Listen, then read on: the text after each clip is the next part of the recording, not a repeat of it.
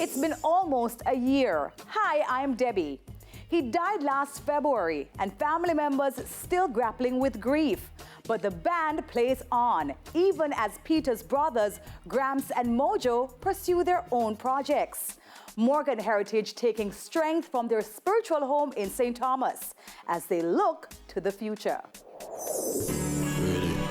Yeah. You recorded them, yeah. No, man, you're not gonna slide, man. You're good. You're not gonna slide, man. Solid ground. Nickel Hill, St. Thomas. Family patriarch Denroy Morgan, born in Clarendon. Daddy and my brother Lazar plant them here probably over 10 years ago. But carving out a family homestead in this slice of the Blue Mountains after taking the waters at nearby Bath Fountain. And we've been living off of this, making plantain porridge, green banana porridge, fry plantain, ever since. Heritage Estate around 5 miles outside Port Morant. The energy of simplicity. When we moved from America, St. Thomas had that essence. So when we went to the river and he took us to wash clothes in the river, because when we were in America, we used washing machine. And he said, this is how I grew up. And we fell in love with that. To hear Gramps Morgan tell the story, songs such as Down by the River, drawn from those early memories.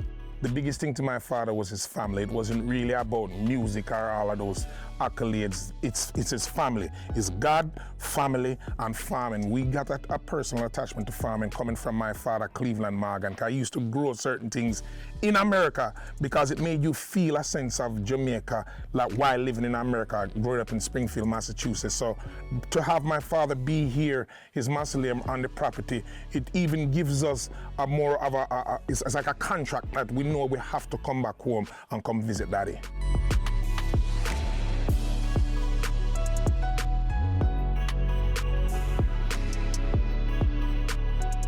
This is the western part of the estate, and down at the end of the power lines is where the river is that our father built a tank, and now he pumps the water up here. It's natural spring water, not only for ourselves, but now the community has access to that water. It's where Gramps and Mojo Morgan's brother Peter had returned to before leaving Jamaica for the final time. He died in the United States on the 25th of February, 2024. Is there anything you want to throw light on to sort of help people understand the context in which your brother passed? Yes, well, the passing of Peter was a shock to the world. Nobody was expecting that. At the time, we were working in the studio with Buju Banton, and we were here at this very same premises, roasting fire and making rundown and coconut milk and eating dumpling and make some ackee off of the tree. So it was another day in the Morgan Heritage family. And when he returned back to the United States, there was no health issues. There was no AIDS, no cancer, nothing crazy like that. And it just ended up that he ended up in a hospital. Obviously, without information with which to proceed, people will come up with other, possibilities. Of course, and we expect that, because of who we are and because of who Peter is in the business, people want answers, But like I tell people, a lot of people said, what was it? I said, it was a 1 in a million thing that I still don't even know how to pronounce the name, But I leave that and reserve that to his family and his children. That if they want to do that, they have to respect that of the wife and his children. But it's not no diabetes. It was, like I said, it's a 1 in a million thing that I don't even know how to describe it. Too long of the days, crimes of passion don't age. Rise from the streets, ignoring the sounds of the beats.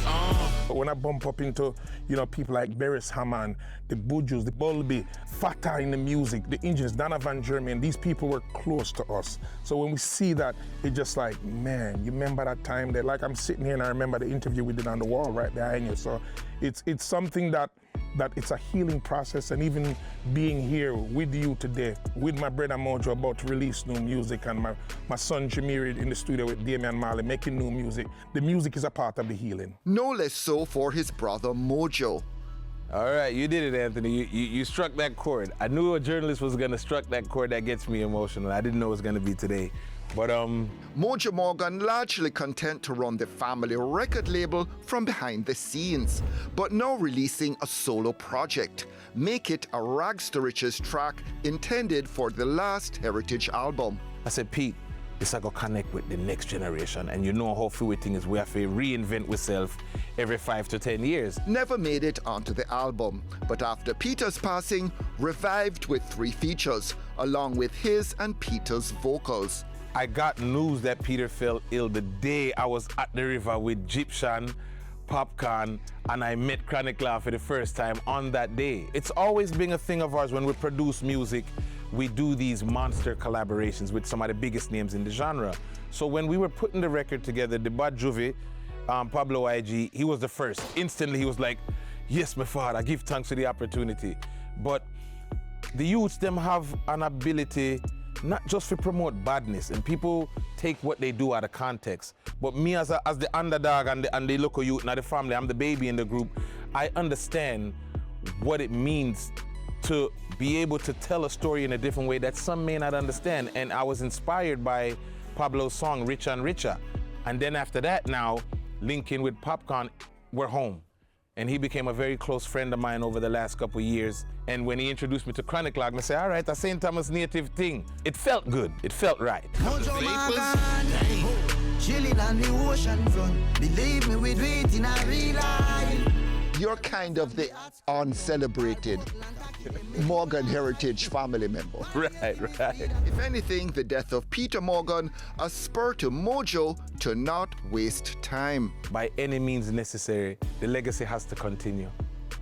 And the only way to do that is by presenting ourselves to the world. So I had to pick myself off like the phoenix that burnt down to the ashes and rise above everything.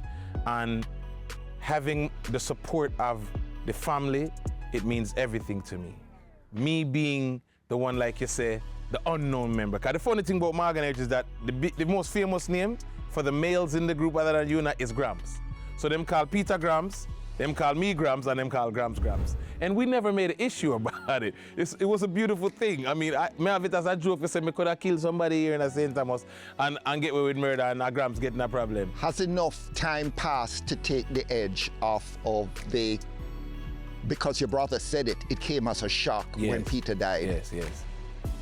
And who was there with him at the end? I was. So the edge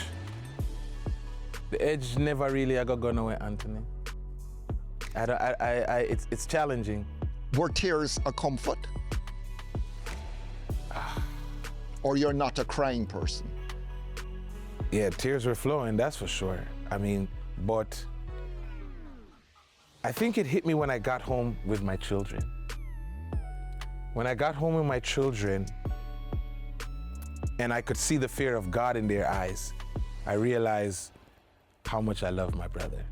When my children hear me screaming, and I wasn't screaming at them for something they did wrong, at the top of my lungs, it's the disbelief that I'm not gonna hear him say, Brother Mo, before I do my rapping liberation, you get me? He was very intense, man. To make the music at the volume that Morgan Heritage did, we're talking like over 1,000 songs. You know what I mean? It's not a lot of artists, dead or alive, has 14 albums. And that's albums, we're not talking about compilations and all of those things. So for me, to know, when I reflect back, I know, I used to say to him, yo, Bridget, smile, no, man, yeah, all right? Well, good, man. It was just the intensity of him, and there's a lot of artists, to have that greatness, you have to be so focused at certain times in your life, and he maintained that, and he's one of the greatest singers of all time across all genres.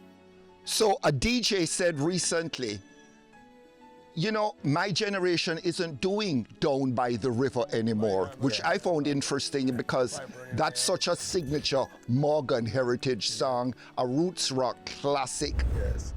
And I don't think he was being disrespectful of Morgan Heritage, because who would be? It would be pointless. Yes. But it was an interesting comment to make. Yes. Did you hear that comment? I heard it. I found it quite fascinating, but also factual, because he's showing you the temperature of where society is amongst the children and the people that are consuming music. That songs like that go by the wayside. Not that those music like that is not being made anymore, but is the mentality and the temperature and appetite of the children today. Back when we were making those songs, people were into it. You know, the Lucianos, the Garnet Silks, the Taurus Rileys. But now it's at a point where you see where people are more into gyrating, pranks, violence, dunceness, and some of those things are celebrated. But every music has every dispensation. You know what I mean? So I understand when he made that comment, and he's speaking the truth.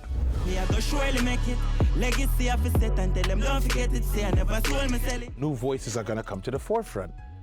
In comes the Chronic Law and the Popcorn, right? When you see Vybz Kartel in the stadium, he was, as Bunta Killer described it, a creator of his own empire, and he got to see his children come up to prominence while behind bars. So to come out and celebrate his freedom with them, I could only imagine how he felt. And if that younger generation are plugged into Popcorn, plugged into Chronic Law, on this single at least, they're also going to hear Mojo Morgan. For sure. Along with Pablo IG. Yeah, man. It's a hybrid of hip-hop as the rapper in the group, alternative rock music that I grew up on, being born in Brooklyn, New York, educated in Springfield, Massachusetts, but at the same time, I'm a reggae artist as a member of Morgan Heritage. So you put that all together into one cosmic sound and you get Rasta rock. His big brother also sold on the idea of mentorship and building bridges with the younger generation. When you say Morgan Heritage presents Mojo Morgan, it's going to be something special, fun, and new. With Mojo coming with the hip-hop thing, there's a sense that we can present our music without it being disrespectful or aggressive. So the mentorship is not just sitting down and me trying to tell you what to do. Still be yourself, but let me show you how it can be playful, fun, and jiggy. And this is where Afrobeats is winning over dancehall right now, because the messages aren't offensive. They're not to chop off this, they're not influencing crime. It's just fun, party, look what kind of car I'm driving, I'm flossing, and just keep it fun. And the Morgan Heritage Show set to keep on rolling. By the way, people, Morgan Heritage is open for business. My son Jamiri is singing the lead vocals for now. We have Morgan Heritage's unreleased albums, and that's why we say Morgan Heritage to the year 3000 and beyond. Let me say that to the camera. Jamaica is Morgan Heritage to the year 3000 and beyond. We're not getting stopped, we're not getting pulled over, but the mission continues. Japi said carry on your works, and that's what we're gonna do. Don't worry at all. I don't wanna tears run down your face. Papa know I'll make you proud. I got a youth I will surely make.